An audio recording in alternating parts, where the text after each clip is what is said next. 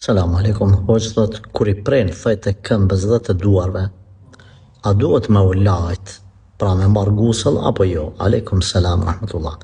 Nuk lidhet gusli me prerjen e thojve, nuk lidhet.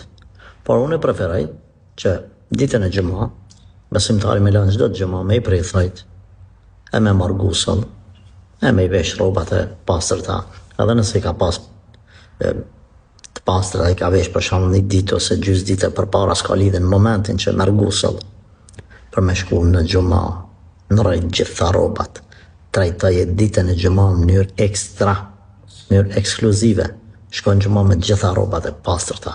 Po flas në kushte normale,